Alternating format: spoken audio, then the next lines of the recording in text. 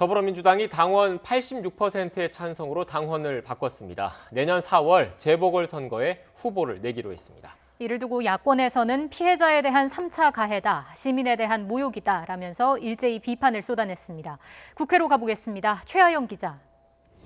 네, 국회입니다. 네, 민주당 당원 투표에서 꽤 높은 찬성률이 나왔는데 당헌은 이제 어떻게 바뀌게 되는 겁니까? 네, 투표에 참여한 더불어민주당 당원 가운데 86.6%가 후보 공천에 손을 들어줬습니다. 이에 따라 민주당은 내년 4월 치러지는 서울과 부산시장 재보궐선거에서 후보를 낼 수 있게 됐는데요. 현재 민주당 당원은 선출직 공직자의 중대한 잘못으로 이 재보궐선거를 할 경우 해당 선거구에 후보자를 추천하지 않는다고 돼 있습니다. 그런데 이번 투표로 이 당헌을 개정하게 되면서 앞으로 전당원 투표로 후보 공천 여부를 달리 정할 수 있습니다. 민주당은 내일 당헌 개정을 마칠 계획으로 본격적인 재보궐선거 준비에 들어가는데요. 민주당 이낙연 대표는 당헌 개정에 대한 비판을 의식한 듯 거듭 사과했습니다.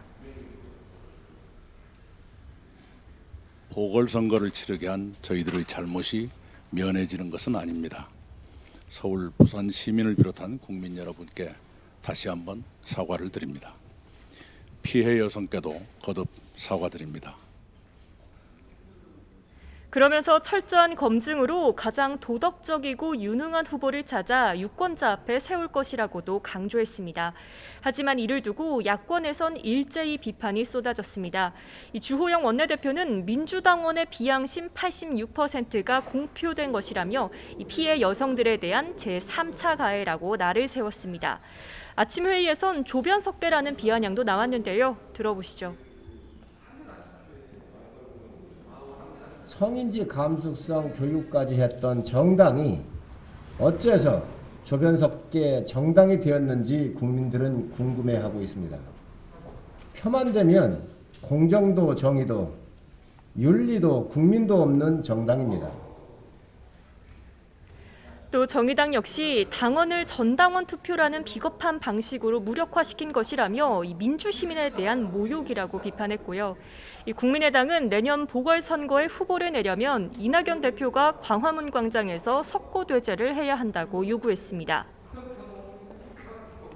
네, 이와 함께 어제 민주당과 정부 청와대는 재산세 완화 문제를 놓고 논의에 나섰는데 결론은 내지 못했다면서요? 네, 어제 당정청 회의에서도 정부는 재산세 완화 기준을 공시가격 6억 원으로 해야 한다고 주장했고 당은 9억 원을 밀어붙인 것으로 전해졌습니다. 의견이 좁히지 않자 일단 공시가격 9억 원을 기준으로 하되 가격 구간별로 세율 완화폭을 다르게 하자는 절충안도 나온 것으로 알려졌는데요.